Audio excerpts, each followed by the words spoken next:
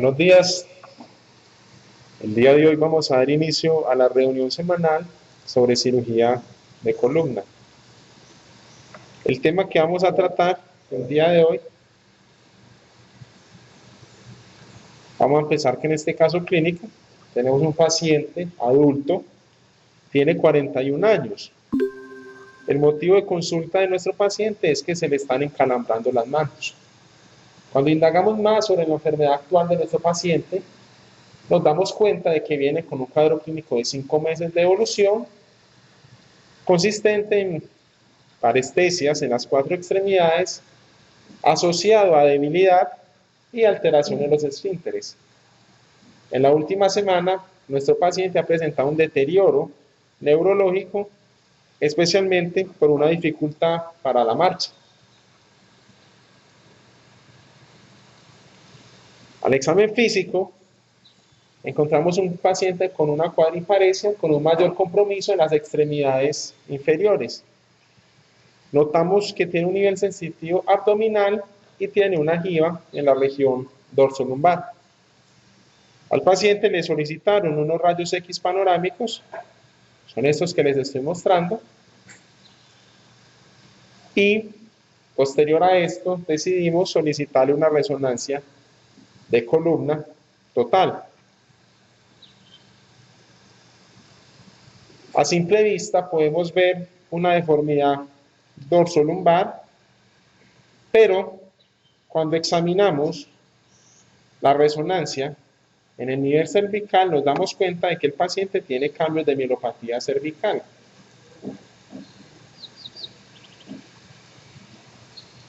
El paciente fue llevado en una primera instancia a una cirugía de su canal cervical estrecho, se le hizo una disectomía de 3 segmentos y se le puso una placa.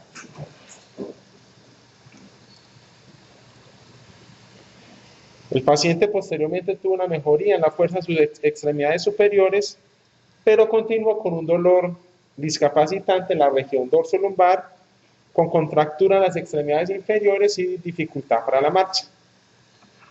Devolviéndonos a la imagen de la resonancia magnética, vemos nuevamente una deformidad dorsolumbar. Aquí quiero que algún participante, bien sea de los que estén en la modalidad online o los que estamos acá en el servicio en carácter presencial, nos den alguna idea sobre qué tratamiento le propondrían a este paciente. Los escucho.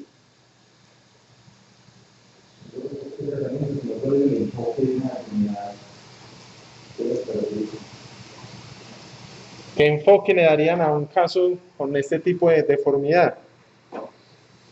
¿Algún compañero, algún docente que esté conectado en el área online o los que estamos acá en el aula? Bueno, entonces, como había mencionado Felipe, aquí estamos observando, ya nuevamente retomamos esa deformidad toracolumbar que tiene el paciente, estamos retomando esta resonancia sagital en un corte de dedos y vemos la alteración importante que tiene el paciente en el talante sagital, vemos desde, aunque esto es un paciente en supino, vemos el sacro totalmente en posición horizontal con una hiperlordosis lumbar, probablemente de carácter compensatorio secundario a esta deformidad que hay en la unión toracolumbar, probablemente porque a nivel de T12 pues no he visto más cortes que continúen de la resonancia, pareciera una hemivertebra que sería la que está causando la deformidad. Entonces este paciente obviamente para volver a recuperar su balance, el enfoque, ya tenemos unas panorámicas, tendríamos que tener una tomografía para mirar el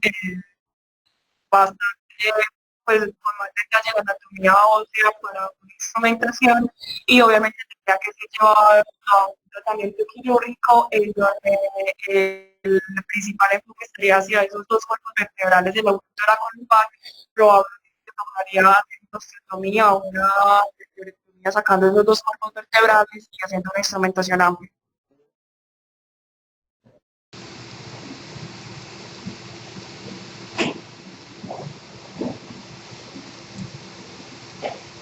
¿Algún docente que esté de acuerdo con la idea de hacer una vertebrectomía consideraría algún abordaje?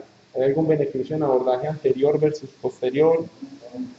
¿No están de acuerdo con la idea de hacer vertebrectomía? Pues Felipe, este paciente definitivamente requiere vertebrectomía para poder corregir esa cifosis angular, ¿sí o no?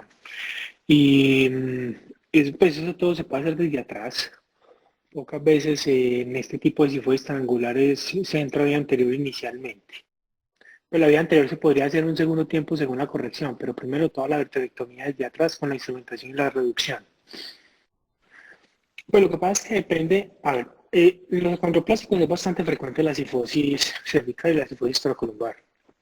Es de las deformidades más frecuentes en los pacientes con acondroplasia. Lo que pasa es que si lo enfocáramos con una miovértebra, el enfoque sería un poco distinto, porque sería una escoliosis congénita nunca intervenía, ¿sí o no?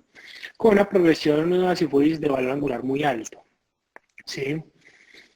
Cuando es una miovértebra posterior, si lo consideráramos una deformidad congénita, hay que hacer múltiples estudios porque hasta el 60% de esos pacientes se pueden acompañar de deformidades adicionales, ¿sí? Normalmente pues hasta el 30% pueden tener deformidad cardíaca, hasta el 20% pueden tener deformidad renal y pueden estar asociadas las hemivértebras con deformidades medulares, ¿sí? Entonces por eso es tan importante en estos pacientes mirar pues con la resonancia qué otros daños medulares hay, y hay que hacer ecografía renal y ecocardio para estudio de esas otras enfermedades adicionales. Dentro del el TAC es muy importante para ver la vértebra posterior cómo está, ¿sí? Y poder hacer un planeamiento de la parte pedicular, porque a veces se acompañan de muchas deformidades vertebrales cuando es por una escoliosis congénita, para ver pues, todas las estructuras óseas y qué pedículos son posibles canalizar o no. Normalmente es muy importante hablar de la rigidez de la curva con una radiografía en tracción. Los pacientes que tienen cifosis se pueden traccionar. O sea, en todo lado dicen que no, pero me tocó traccionar bastantes pacientes con cifosis y no hay ningún problema. Habría dos formas. Uno, hacer la tracción, pues llevar la radiología a uno mismo y traccionarlo. La segunda forma es hacer una radiografía con apoyo en la zona de la cifosis. Si ponen un rollo grande y que acostarlo sobre la cifosis para ver qué tanto reduce, y lo otro sería montarlo en tracción esquelética con un halo cefálico. Yo he intentado hacer los tres y es imposible acá. No me consiguen el halo, no me hacen la radiografía acostado y es pues, la única que medio se puede hacer es radiografía en tracción, que uno mismo va, lo acuesta y lo tracciona. Pues está, el riesgo de lesión neurológica está, aunque es bajo realmente. Nosotros traccionábamos en pacientes de cifosis y realmente hay que estar pendiente, pero es poco probable que haya daño neurológico por la tracción. Pero lo que pasa es que esas curvas son muy rígidas, por eso requieren 2 o 3 vertebrectomías para poderlo reducir. Es imposible con tracción reducirla mucho. Aunque si mejora unos 30, 40 o 50 grados va a facilitar mucho la vertebrectomía. Y la instrumentación. Pero realmente el problema de traccionarlo no es ni siquiera la cifosis toracolumbar, sino la mielopatía cervical. Ahí es donde está realmente el riesgo. Pero más que en la cifosis, nosotros traccionamos pacientes en cifosis y es posible hacerlo. Hay que hacerlo gradual, menos del 50% del peso, y alocefálico de pie o sentado. Pero vuelvo a hacer la pregunta que nadie le escuchó. En cuanto al planeamiento prequirúrgico y el tipo de osteotomía o resección vertebral para corregir este tipo de deformidad, ¿ustedes tendrían alguna otra consideración en especial? Hombre, es una deformidad muy severa, y en deformidad severa con una angulación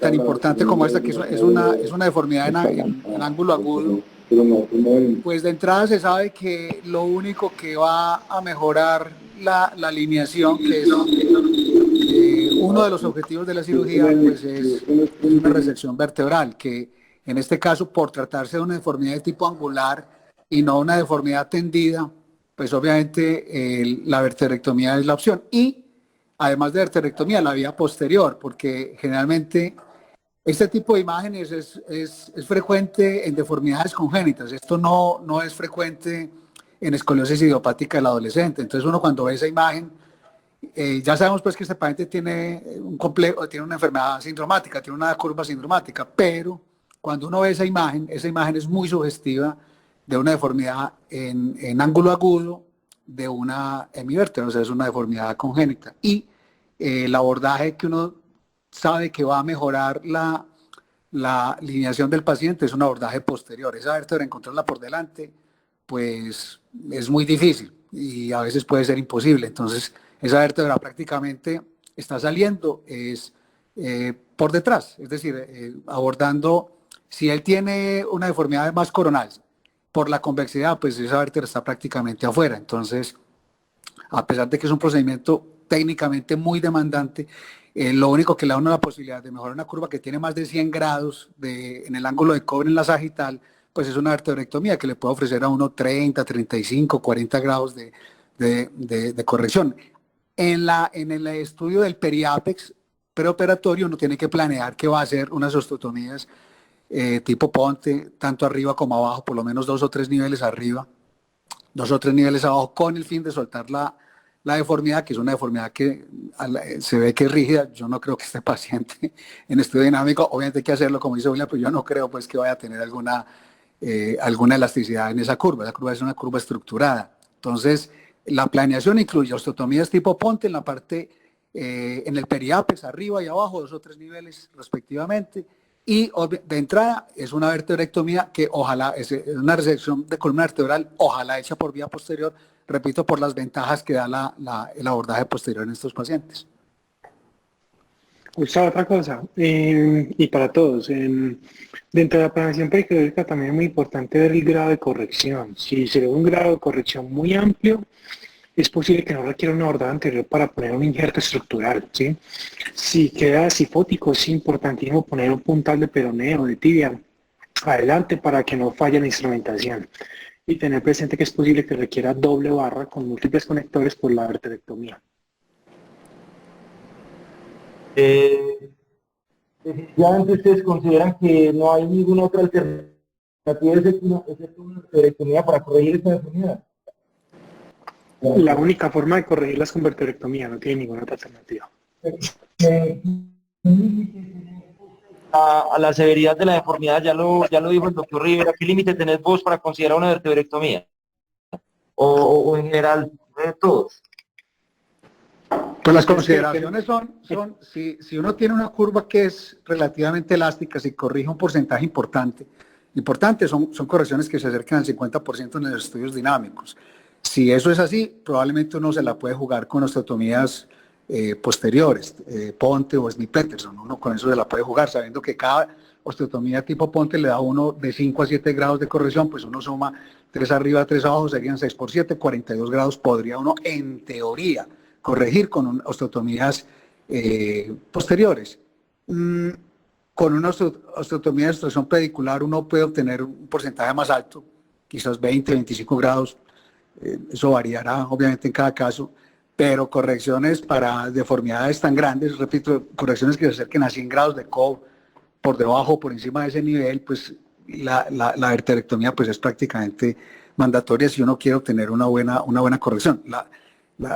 Teniendo en cuenta que la corrección de la deformidad sagital no es el único objetivo de la cirugía. El primero es que el paciente esté balanceado, ese es el primer objetivo, que el paciente no tenga no agregue un déficit neurológico a lo que él previamente ya tiene una mielopatía cervical, es muy probable que tenga también una compresión de cono, que es una zona muy desagradecida desde el punto de vista de la manipulación operatoria. Entonces, el objetivo de corrección en el plano sagital y secundariamente en el plano coronal, pues partirá de la planeación que haga uno, y en este caso, si uno puede ver la posibilidad de hacer vertebrectomía, resección de columna vertebral vía posterior, un solo estadio quirúrgico, pues sería lo ideal, ¿no? Muy bien. Entonces recordemos que el paciente primero fue llevado a un abordaje para el manejo de su mielopatía cervical y nuevamente le muestro la resonancia magnética de la unión dorsolumbar de este paciente. Bien. Acá, como ya le había dicho Daniela, el paciente está presentando una deformidad dorsolumbar con cambios dramáticos en dos cuerpos vertebrales, que en este caso sería el cuerpo de L1 y el cuerpo de T2, sumado a una hiperlordosis compensatoria. Bueno, más adelante mostraremos el paso a paso de cómo se desarrolló el caso clínico. El tema que vamos a tratar el día de hoy es la deformidad cifótica de alto grado. Antes de hablar de una deformidad cifótica, empecemos hablando de unas generalidades. Recordemos que el alineamiento espinal normal se caracteriza por tres curvas. En primer lugar, una lordosis cervical. En segundo lugar, una cifosis torácica. En tercer lugar, una lordosis lumbar.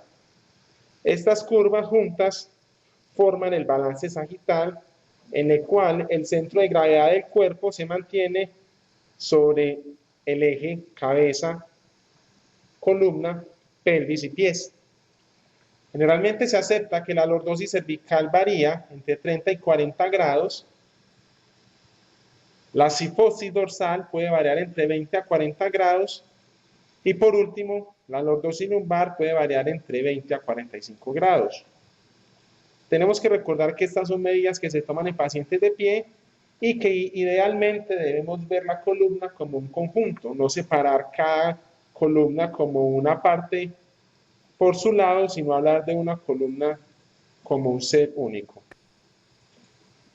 Cuando hablamos de la unión dorsolumbar, estamos hablando a esta zona en la cual se ve un cambio de la curva cifótica dorsal y la unión con la curva lordótica lumbar. Se acepta que la angulación en este espacio debe ser alrededor de 0 grados. En este estudio les estoy mostrando cómo a través de la medición con ángulos de Cobb se llevó a más de 50 pacientes a la medición de la angulación en su unión dorsolumbar.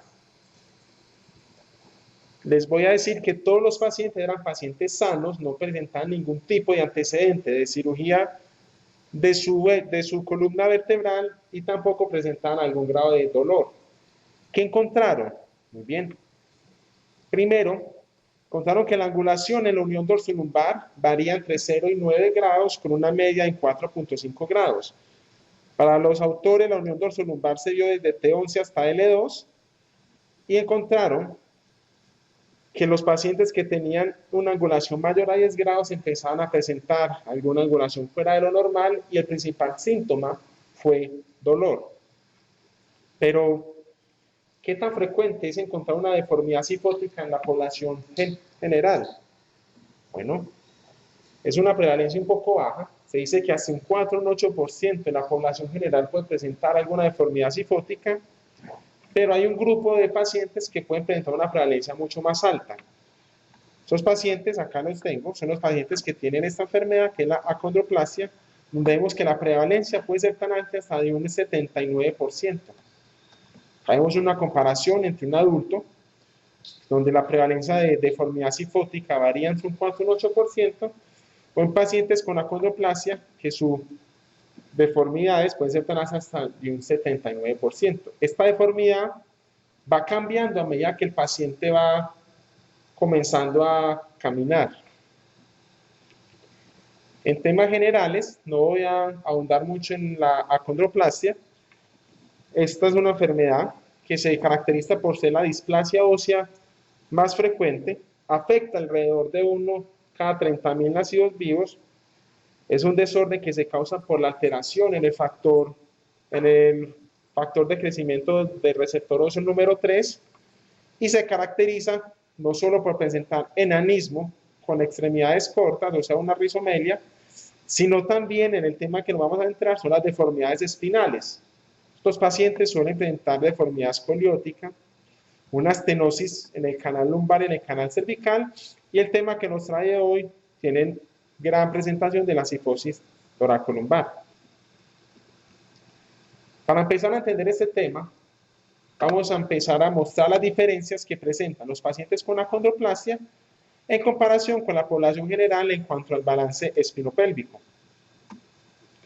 Miren, acá les traigo este estudio. Se cogieron 32 pacientes con acondroplasia y los compararon con 24 pacientes sanos. Ninguno de los pacientes en los dos grupos tenía antecedente de cirugía de columna.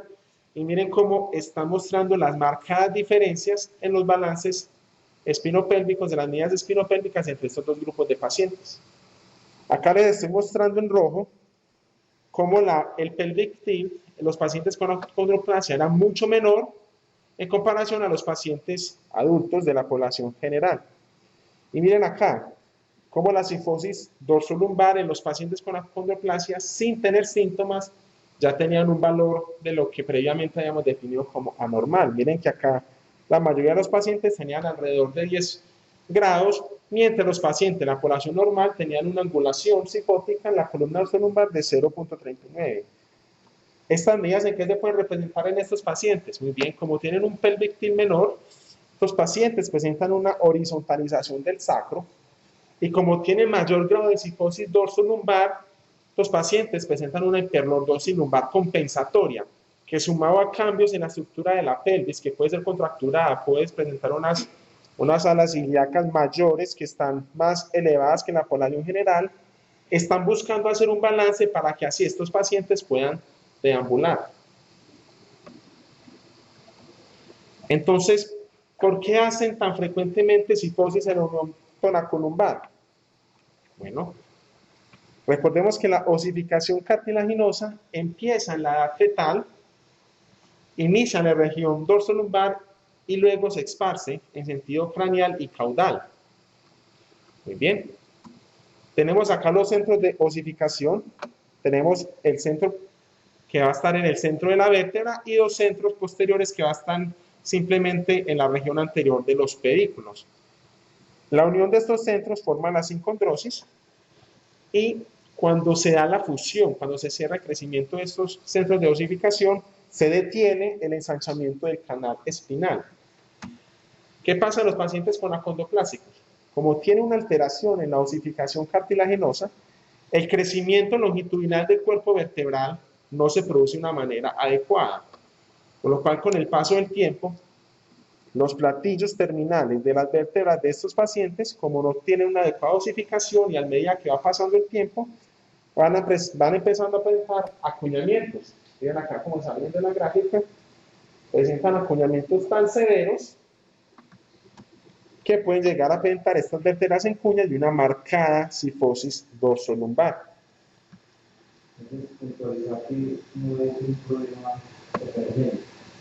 Entonces, acá vemos en la historia natural de la enfermedad, hay que hacer una aclaración, la deformidad en este tipo de pacientes no es una deformidad congénita, se debe a factores mecánicos. Ya hablamos de un primer factor mecánico que es el problema del crecimiento óseo del cuerpo vertebral, y lo sumamos a una hipotonía muscular y a una laxitud ligamentaria. ¿Qué sucede? Acá vimos la columna, en una columna anterior y una columna posterior. Ya hablamos del problema en el crecimiento longitudinal de la columna anterior, y ahora, si sumamos que estos pacientes pueden tener laxitud ligamentaria, con el paso del tiempo, menos fuerza de tensión posterior, van dando que con el crecimiento estos pacientes finalmente terminen en una deformidad cifótica. Muy bien. ¿Por qué se presentan los síntomas en estos pacientes? Bueno, la enfermedad en estos pacientes tiene dos explicaciones fisiopatológicas. La primera y la más obvia es que al tener una deformidad marcada, la médula espinal tiene mayor contacto en su parte anterior con los elementos posteriores de los cuerpos vertebrales, sumado a que como tienen un tamaño pedicular menor, el diámetro del canal espinal va a ser más pequeño, y a medida que el canal espinal va yendo hacia distal, va siendo más pequeño. Muy bien. Estas son las explicaciones de por qué se podría presentar mayormente esta deformidad a medida que los pacientes van creciendo. Tenemos una laxitud ligamentaria. Hay teorías que hablan de la desproporción cefalopélvica en estos pacientes sumados a una hipotonía muscular. Todos estos Todos estos factores generan una sobrecarga de la columna anterior. Muy bien. Estos pacientes van a hacer entonces una hiperlordosis lumbar compensatoria y una horizontalización del sacro, buscando mantener un SBA neutro o negativo para que el paciente así pueda deambular. ¿Cuándo vamos a decir que estos pacientes se pueden beneficiar de cirugía? Bueno, cuando encontremos una deformidad dorsolumbar mayor de 30 grados, es indispensable ya a esos pacientes algún tipo de tratamiento. ¿Por qué? Estos pacientes pueden tener alto riesgo de dolor crónico y un riesgo de un daño neurológico irreparable. ¿Cómo va a ser el paciente? ¿Cómo va a ser el enfoque del manejo? Tenemos estos dos tipos de pacientes, el paciente que es un niño o el paciente que es un adulto. Este tema ya lo había hablado el doctor Julián Zuluaga. Vamos a ver la diferencia entre una deformidad flexible y una deformidad no flexible. Cuando hablamos de un adulto, para evaluar si es una deformidad no flexible, hay unas técnicas, ya las mencioné algunas del doctor Zuluaga, que sería hacer una tracción o lograr acostar al paciente en supino, poner un rollo en la espalda buscando ver qué tanto se reduce. Este tipo de psicosis es una maniobra, se le debe explicar al paciente que pueden presentar cambios neurológicos y nos pueden hablar de qué grado de reducción tiene este tipo de psicosis. Muy bien. La cirugía, nuevamente repito, está indicada cuando tienen una angulación mayor de 30 grados en la unión dorsolumbar y tiene diferentes tipos de abordaje. Un abordaje anterior, un abordaje posterior. Cuando hablamos del abordaje anterior, son técnicas más antiguas, generalmente ya no se recomiendan por tres cosas. Primero, son técnicas que tienen mayor riesgo, generalmente para llegar a la unión dorsolumbar tendrían que entrar, bien sea en compañía de un cirujano vascular o un cirujano de tórax, para poder hacer cortes en el mediastino, poder llegar hacia corte, a través de cortes diafragmáticos hacia el cuerpo vertebral, y son cirugías que tienen una mayor duración. Generalmente tienen que hacer cirugías en dos tiempos, para primero hacer una corpectomía de los cuerpos involucrados y posteriormente hacer una fijación posterior. Siempre que se haga corpectomía en este tipo de pacientes, se debe hacer una fijación posterior por el alto riesgo de presentar daño del instrumental, pseudoartrosis y presentar mayor deformidad cifótica. La función en 360 es mandatoria en este tipo de deformidades. Generalmente con anterioridad se usaban técnicas como solo hacer laminectomía y fijación, y se demostró que este tipo de cirugías presentaba una progresión de la deformidad con el paso del tiempo. ¿Qué les traigo yo? Vamos a hablar sobre esta técnica que sería hacer una vertebrectomía posterior. Tiene unas ventajas. Es una técnica que permite hacer una fijación circunferencial, es un abordaje en un solo tiempo. Vamos a hacer una fijación anterior dada por una corpectomía, mala implantación de un cilindro, y en segundo instante una fijación posterior a través de tornillos transpediculares. Esta es una revisión de la literatura que salió en el Journal of Neurosurgery, que nos van a mostrar el paso a paso de cómo se hace este tipo de intervención. Bueno, lo primero, el paciente se debe posicionar en prono. Hay que tener bien ubicados el segmento que vamos a intervenir. Se hace una disección y un abordaje a través de la línea media. Se disecan con suavidad y en una forma subperióstica los músculos, evitando a mayor grado el sangrado. Es una cirugía larga, por lo cual tenemos que ahorrar el sangrado. Hay que tener especial cuidado cuando ya tenemos la exposición de las facetas que queremos empezar a instrumentar. Tenemos que cuidar las facetas que no vamos a instrumentar, porque si usted diseca las facetas innecesariamente, tiene mayor riesgo de pseudoartrosis. ¿Qué paso sigue? Cuando usted ya tiene ubicados los segmentos que va a trabajar, el primer paso va a ser una fijación posterior. Se ponen tornillos transpediculares. Cuando usted ya tenga los tornillos transpediculares fijos, coloca una barra de un lado y comienza a hacer una vertebrectomía posterior. ¿Cómo se hace? Primero acá se hizo una laminectomía.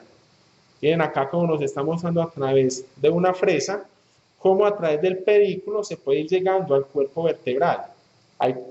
Hay diferentes técnicas. Hay autores que prefieren el uso de una fresa y hay autores que prefieren el uso del cincel. ¿Cuál es el objetivo? El objetivo es que a través de una misma vía se hagan los dos tipos de procedimientos. Miren acá cómo ya se ha logrado la fijación transpedicular y por la misma vía posterior se llega a la resección del cuerpo vertebral. Cuando usted ya haya expuesto su espacio, ya haya hecho la vertebrectomía, a través de este espacio podría colocar el implante óseo. ¿Buscando qué? Buscando mejorar la deformidad. Miren, acá este es un estudio que a través de 8 casos nos ejemplifica el paso a paso. Miren acá cómo se ve completamente una vertebrectomía posterior, se ahorró un tiempo quirúrgico. Y miren acá cómo vemos la médula completamente expuesta. A través de este espacio es que se va a poner el injerto óseo. ¿Por qué?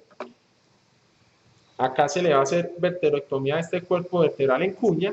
Posteriormente se hace una distracción de la fijación y se coloca el implante. Miren cómo va mejorando la deformidad en este caso. ¿Qué es importante? Estas cirugías siempre se deben acompañar de un neuromonitoreo operatorio, evitar el riesgo de daño neurológico. Traigo acá un pequeño resumen sobre las diferentes modalidades de monitoreo intraoperatorio. Las que más usamos en nuestra sociedad son los siguientes: potenciales evocados somatosensoriales, potenciales evocados motores. También existe una electromiografía continua y voy a hablar un poco de este que es mucho más sensible y más específico, que es la onda D. Muy bien, la onda D se llama D porque es una onda directa, nos está midiendo la activación axonal directa, esto tiene una velocidad aproximada de 50 metros por segundo, nos va a evaluar la vía motora cortical hasta el área del electrodo. Se hace en el campo quirúrgico, el cirujano pone electrodos directamente en el campo quirúrgico y tiene una alta probabilidad, tiene una alta especificidad. ¿Por qué? Si a usted el neurofisiólogo le dice que usted ha perdido un 50% en amplitud de su potencial de acción, está estrechamente relacionado con que usted ya ha hecho algún daño neurológico. ¿Qué desventaja tiene? Que no mira la lateralidad. Acá les traigo un dibujo, miren acá cómo se está haciendo a través del campo quirúrgico. El cirujano pone el electrodo en el espacio epidural, se va viendo la onda en el lugar donde está ubicado el electrodo, en este caso sería desde aquí hasta aquí.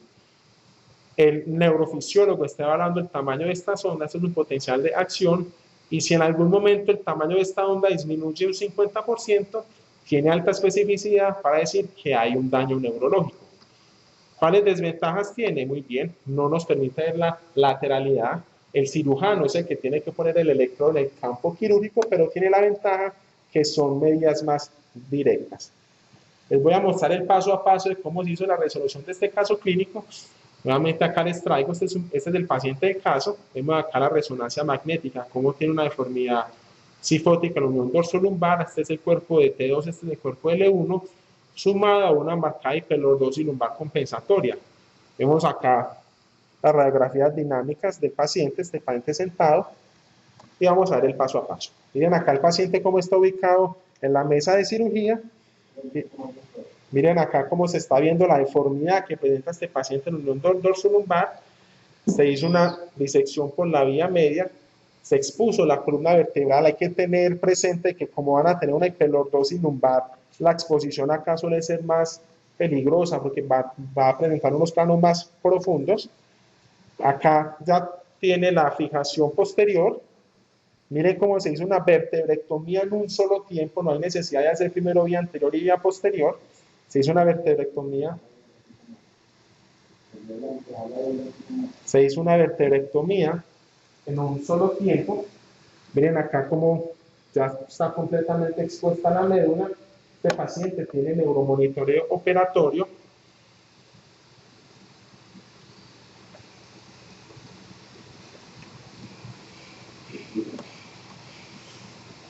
Se le hizo una vertebrectomía posterior de 2 niveles.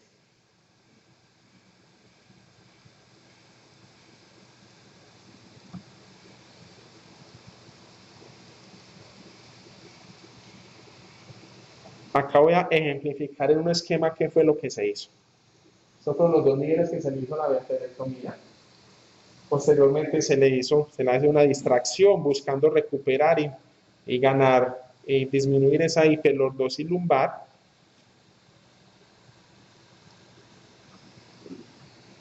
Se le puso tornillos desde P8, P9, P10, P11,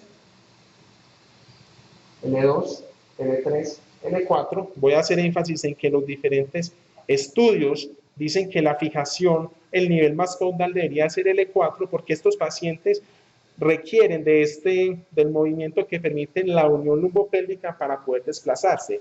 Y también el nivel más cefálico no puede ser demasiado superior porque estos pacientes, recordemos que tienen una rizomelia, con lo cual tienen extremidades cortas. Se han visto casos donde a estos pacientes se les hace una fijación demasiado extensa, por lo cual quedan sobrecorregidos y después tienen dificultades para limpiarse al momento de ir al baño porque no pueden hacer una flexión de su columna.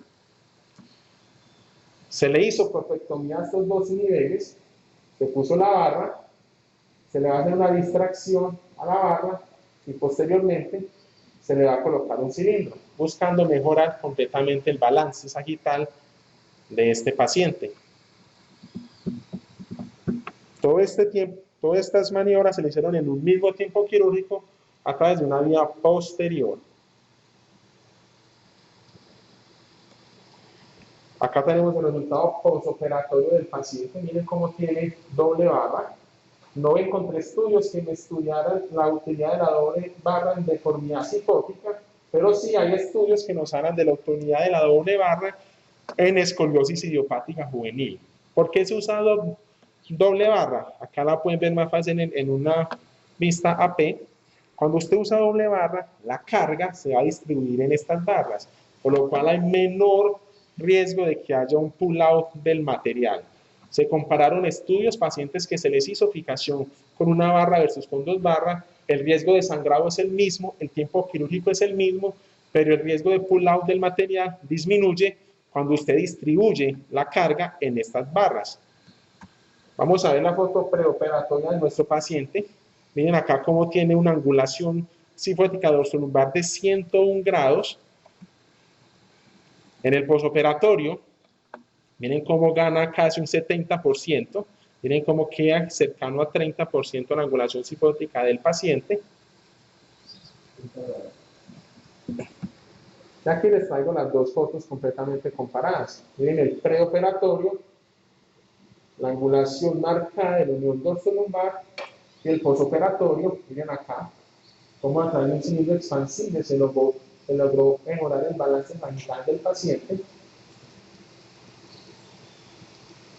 Miren la lordosis lumbar como mejoró, va a tener una hiperlordosis lumbar completamente extendida, muy marcada. Acá se buscó disminuir esta lordosis sin llegar a fijar la unión lumbopélvica para permitir un adecuado movimiento a través del balance sagital. Y les traigo fotos clínicas del paciente. Paciente completamente de pie, está en el momento hospitalizado, está caminando con ayuda del caminador. Miren la herida como está en este momento, miren un balance sagital, paciente en una vista lateral. Y como quiero resumir a través de que por el medio de una sola vía se pueden hacer tanto una fijación anterior como una fijación posterior. Muchas gracias.